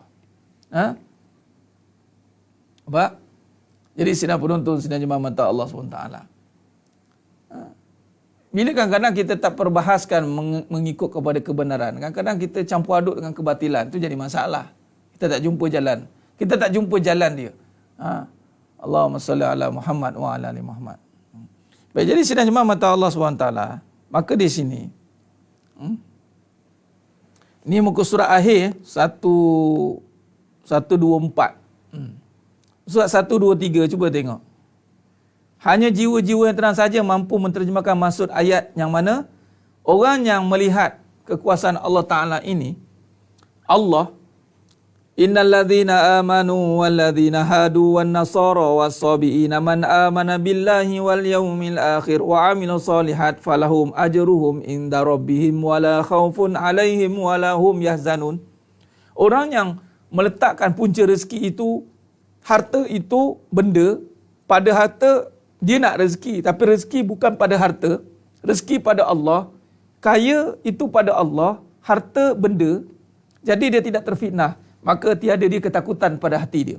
Allah akan campakkan satu keadaan dalam hati dia, falahum ajruhum inda rabbihim wala khaufun alaihim wala hum yahzanun. Tidak ada kebimbangan dari berlakunya kejadiannya tidak baik. Orang yang benar-benar beriman, faham tadi, dia tak bimbang. Tadi macam tuan kata, gaji lambat. Gaji lambat, rezeki tak lambat. Nampak? Allahumma salli ala Muhammad wa ala ali Muhammad. Ekonomi menurun, rezeki tak menurun. Duit habis, rezeki tak habis. Allahu Akbar. Nampak? Jadi rezeki itu sentiasa ada walaupun duit tak ada. Jangan sebut tak ada duit, jangan sebut tak ada rezeki, sebut saya tak ada duit. Habis cerita. Jangan takut kerana orang yang ada iman, dia tiada ketakutan selain Allah. Fala khaufun alaihim wala hum yahzanun. Nampak? Allahumma salli ala Muhammad wa ala ali Muhammad. Hanya jiwa-jiwa yang tenang saja yang mampu menterjemahkan maksud ayat di atas, yakni jiwa yang ala bizikrillahi tatma'innul qulub. Hanya dengan ingat Allah, hati jadi tenang. Benar Tuan Mat Yazid Ali, sedangkan syirik itu lebih haram bagi segala yang haram. Allahu Akbar. Saya dizalimi Ustaz. Dia zalim diri sendiri dia tak nampak. Orang zalim atas dia nampak. Allahu Akbar. Inna fi khalqis samawati wal ardi wa ikhtilafil laili wan nahar. Inna fi khalqis samawati wal ardi wa ikhtilafil laili wan nahar tila ayatil liulil albab alladzina yazkuruna Allaha qiyaman wa qu'udan wa 'ala junubihim wa yatafakkaruna fi khalqis samawati wal ardi. Rabbana ma khalaqta hadza batila subhanaka faqina azaban nar. Orang yang jiwanya sampai kepada makam hamba ini, dia akan meletakkan hidupnya. Yang ini ayat ini juga merujuk pada solat dan juga merujuk kepada hubungan dia dengan Allah. Dengar, duduk, buat apa saja aktiviti itu, memikirkan tentang kebesaran Allah, kekuasaan Allah. Sebagai contoh, apa yang berlaku depan mata hari ini. Sebagai contoh, saya ambil ini sebagai iktibar. Berlaku saudara kita yang mana Allah uji dengan perniagaannya, ya mencari mencari pendapatan, diuji di Sungai Buloh contoh, Allah hantar penguat kuasa, kemudian ada pula perniagaan yang haram, bercampur aduk di situ. Nampak penguat kuasa sedang menguatkuasakan undang-undang mereka sehingga semua kena. Tuan-tuan, cuba kaitkan dengan ayat ni. Rabbana ma khalaqta hadza batila subhanaka faqina azabannar. Apa yang terjadi depan mata tak sia-sia. Apa maksudnya? Kita tengok betapa apabila ada pihak berkuasa, ini tolak tapi jangan cerita benda yang pelik-pelik Maksudnya jangan petikai kau apa ni. Saya bukan nak cerita petikai. Kita cerita tengok dari sudut kekuasaan Allah dulu. Soal petikai tu boleh. Saya dah tulis dah salah dan haram. Saya dah tulis kat wall saya dah. Tapi saya cerita malam ni, kita tengok pihak berkuasa mampu menguatkuasakan undang-undangnya, habis semua kena. Cuba renung. Ni kaitkan. Allah buat tu mesti ada sebab. Allah bagi tahu, cuba bayangkan kalau aku yang maha berkuasa melaksanakan kekuasaan aku, agak-agak apa jadi? Bungkus habis semua kena. Bungkus habis. Itu cuba tengok tempat-tempat mana yang Allah murka. Habis rapat Allah bagi. Itu baru pihak berkuasa baru. Belum yang maha berkuasa. Itu Allah bagi cuit dia. Pop. Itu kalau salah laku kenalah tu. Yang menzalimi kenalah. Tapi nak bagi tahunya, terfikir kita bila tengok satu kejadian, teringat Allah yang maha berkuasa, kita renungkan, ya Rabb, ini baru tentera engkau dari sudut manusia, belum kau sendiri, dirimu sendiri, kekuasaanmu sendiri yang melaksanakan kekuasaannya. Itu saya cakap, apabila Allah murka, kan, letak punca rezeki pada tempatnya, letak pada berniaga, letak pada harta, Allah tunjuk kuasa, habis kita, ya Rabb, ya Rabb.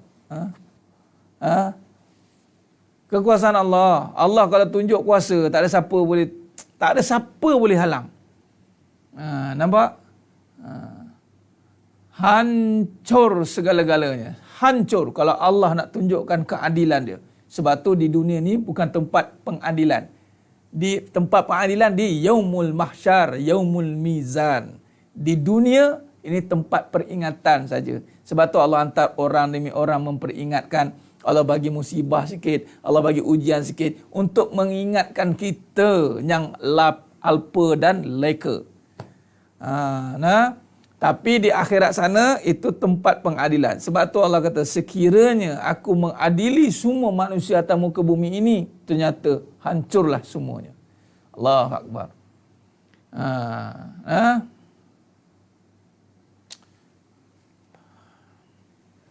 Baik, apabila keseimbangan di dalam melihat segala penciptaan alam terzahir dengan penglihatan mata basirah. Nampak?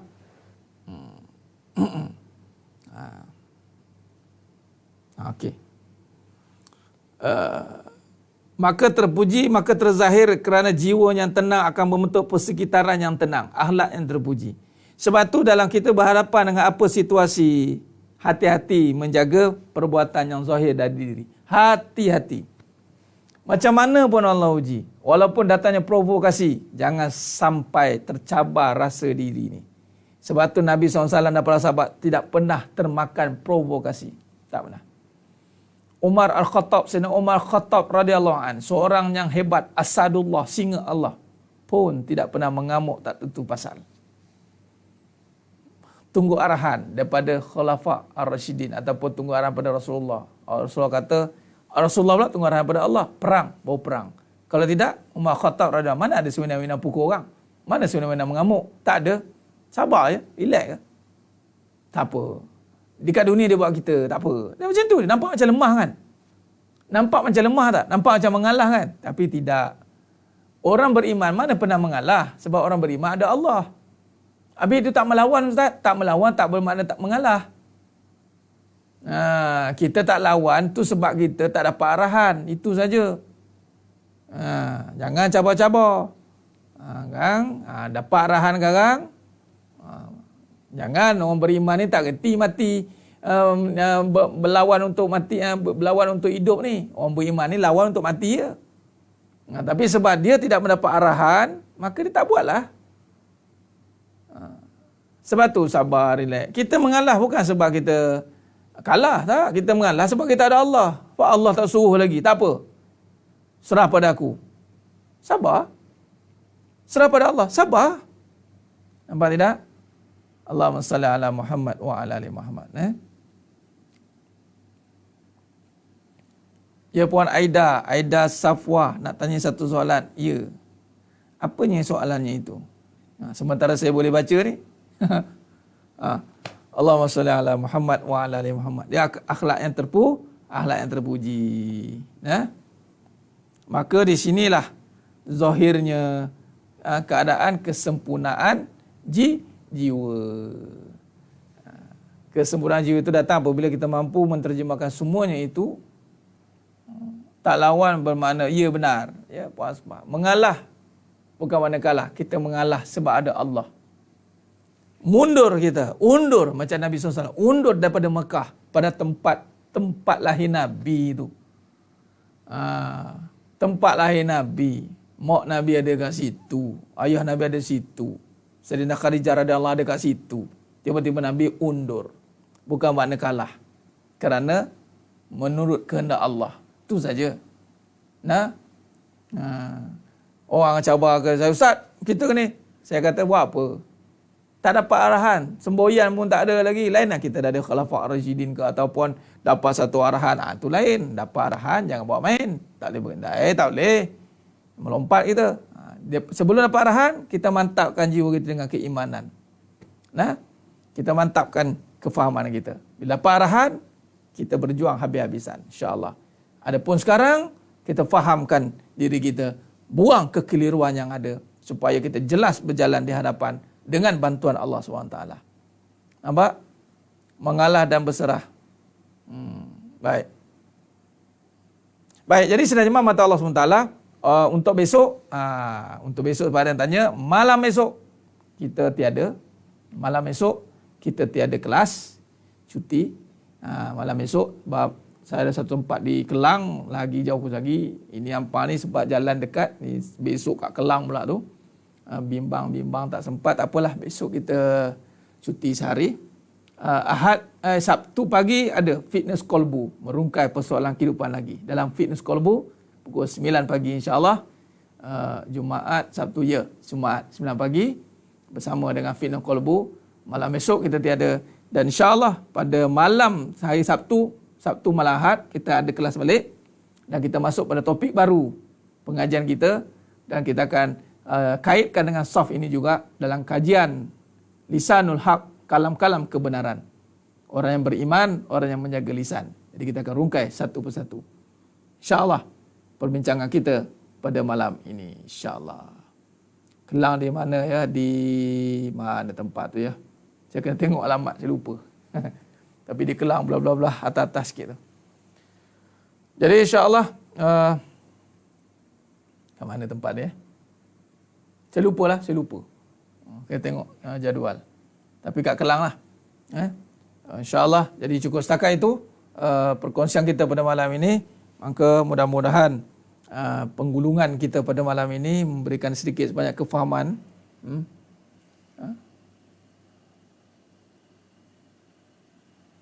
Puan Ainul Ilmani, saya kira kita terlalu sabar. Terlalu sabar ni apa? Terlalu sabar ni mana sabar tu diam ke? Ni kena faham tu. Dia begini, sebelum saya jawab dan jawab jawapan tu panjang, saya simpulkan dulu. Bila kita kaitkan dengan sabar, dengan taat, dengan menyerah, dengan mengalah, dia bukan perkataan yang kita gambarkan terlalu sabar, terlalu taat macam satu kelemahan. Tak. Sabar ni bukan lemah. Sabar ini adalah menunggu masa yang sebaiknya atau menyusun gerak dan langkah. Itu sabar. Melaksanakan, ulama pecahkan sabar melaksanakan taat, sabar melaksanakan berhadapan dengan ujian, sabar dengan nikmat, sabar dengan musibah. Sabar ni sifat Allah, sabur. Gabungan 98 sifat jadi sabur. Sabar ni adalah, kalau saya boleh terjemahkan, penuh dengan strategi. Sabar Allah Ta'ala mengatur alam ini. Itu penuh dengan sistem. Ataupun sabar itu sistem yang sempurna. Bukan sabar tu satu benda je. Janganlah kita tengok sabar je. Nak buat apa? Allah. Sabar itu keseluruhan sistem. Maknanya sabar ini adalah dengan melaksanakan taat, kita jawab balik dengan kebaikan, kita buat semua amalan, itulah sabar. Sama juga dengan taat. Takkan kalau terlampau taat, ada orang tanya saya, takkan taat je? Mana tak faham tu. Islam ni dengan pengajian Nabi SAW, kata-katanya singkat dia. Lagi-lagi nama Allah, sabur, tapi syarah dia panjang. Yang kita faham tu bukan sabar, yang kita faham tu menahan. Kau menahan je Ustaz, biar ke je orang cabar tu. Siapa kata? Contoh saya buat kajian hakikat kehidupan. Ni sabar. Sabarnya dalam menangani, menjawab satu persatu persoalan, hujah demi hujah, cari bahan, sampaikan. Ini sabar. Bukannya dengar orang cakap, saya pun saya nak jaga silaturahim kot dalam kuliah ni. Macam tu buat kita borak dia malam ni. Jangan sampai kena sentap-sentap tu kan. Aduh ustaz ni. Tak boleh ustaz ni. Saya kena sabarlah. Kalau orang tak suka, nak buat macam mana? Kan? Dah tak kena dengan jiwa dia. Sentap sana, sentap sini. Kan? Sentap bagus dah. Dia berentap. Dia nak berentap dengan kita. Tak boleh ustaz ni. Tak boleh masuk dia ni. Tak apalah. Ni contoh dia begitu. Allahumma salli ala Muhammad wa ala ali Muhammad. Saya ada pergi minta berubat, tapi dia kata lepas minum ubat yang dia bagi, kemudian dia kata mai balik nak tanya jin tu, kalau dia kata jin tu nak minta pulut kuning, minta telur ayam, betul ke Ustaz? Wallahu alam. Puan Aida Safwa. Dalam kita berubat, itu ada kaedah-kaedah yang syar'iyah, ruqyah syar'iyah. Jadi, kalau melibatkan macam perlukan barang-barangan, benda-benda, perbualan dengan ini, dia kaedahnya begini. Apabila perkara itu, ini saya tak boleh nak komen secara keseluruhan, kaedah cuma begini. Apabila datangnya syak dan was-was dalam perkara itu, tinggalkan. Itu saja. Tinggalkan. Allah akan bagi. Sebab tu sebelum kita nak pergi berubat, sebelum kita nak berusaha untuk ikhtiar ni, pastikan doa dulu minta Allah. Sama dengan cik guru pun, samalah. Nak ngaji ke, betul. Mohon dengan Allah dulu. Sebab tu kita berdoa. Yakin dulu, kemudian serah pada Allah, kemudian doa, baru usaha. Yakin Allah Maha menyembuhkan. Boleh? Boleh. Kemudian serahkan, yang menyembuhkan hanya Allah. Faham? Faham. Kemudian doa, Ya Allah, Kau temukanlah, Ya Allah, dengan perawat-perawat yang benar-benar mampu menyelesaikan masalah aku ni, Ya Allah. Nah, kemudian usahalah, carilah. Nanti Allah akan temu kalau orang yang macam ni. Puan Aida Safwa bertanya, mesti ada datang syak kan, macam ya tak ya, ya tak ya. Sebab kadang-kadang tak sempat nak tanya ustaz. Takkan nak WhatsApp time itu kan. Tapi dalam waktu itu hati mula terasa macam tak kena. Bila macam tu, bila ada syak, ada ragu, jadi tinggalkan. Tinggalkan. Itu saja. Right? Baik. Allahumma salli ala Muhammad wa ala ali Muhammad. Jadi cukup setakat itu pada malam yang penuh barakah ni. Mudah-mudahan apa yang kita bincangkan, pengajian kita sepanjang kita bermula tentang sidik, amanah, fatwa dan tabligh ni sehinggalah ke malam ini, kemuncaknya itu adalah mampu kita menjawab kembali persoalan kehidupan dengan nama Allah, kembalikan dengan sifat dan kekuasaannya tanpa perlu ada prejudis, tanpa perlu ada keraguan, tanpa perlu ada kerisauan. Dengan hujah dan huraian yang panjang lebar itu sepatutnya memantapkan lagi hati kita ini untuk memahami kebesaran Allah Subhanahu wa taala, ya. Jadi sinar jemaah mata Allah Subhanahu wa taala, skrin pun dah terpadam pula. Kan? Okey.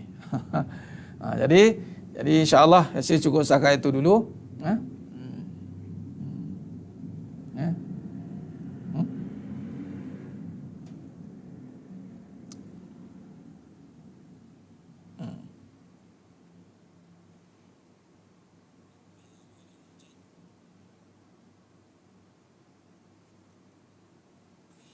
Allahumma salli ala Muhammad wa ala ali Muhammad. Khair. Jadi cukup setakat tu, terima kasih. Besok kita tiada kelas. Besok kita tiada kelas malam. Kita ada Sabtu untuk fitness kolbu pukul 9 dan ada malamnya insya-Allah. Jadi terima kasih semua di atas perhatian yang diberikan. Teruskan istiqamah dalam menuntut ilmu ini. Banyak lagi perbincangan kita nak syarahkan. InsyaAllah, mudah-mudahan Allah bantu kita malam yang penuh barakah ni. Perbanyakkan selawat. Innallaha wa malaikatahu yusalluna 'alan nabi ya ayyuhallazina amanu sallu 'alaihi wa sallimu taslima. Allahumma salli 'ala Muhammad ya Rabbi salli 'alaihi wa sallim. Allahumma salli 'ala Muhammad ya Rabbi salli 'alaihi wa sallim. Teruskan berselawat. Banyakkan selawat di malam Jumaat insya-Allah. Mudah-mudahan Allah berkati kita, Allah rahmati kita, mendapat syafaat berbagi di Nabi sallallahu alaihi wasallam. Terima kasih. Mohon maaf, mohon ampun atas segala kekurangan, terkasar kata, terkurang bicara dalam penyampaian. Allah Taala sajalah yang mampu menyempurnakan perbincangan kita pada malam ini. Bertemu lagi kita pada siri yang seterusnya pada Fitness Kolbu pukul 9 pagi. Insya-Allah, mudah-mudahan Allah izinkan insya-Allah. Aku qouli hadza wa astaghfirullah azim li wa lakum. Wabillahi taufiq wal hidayah.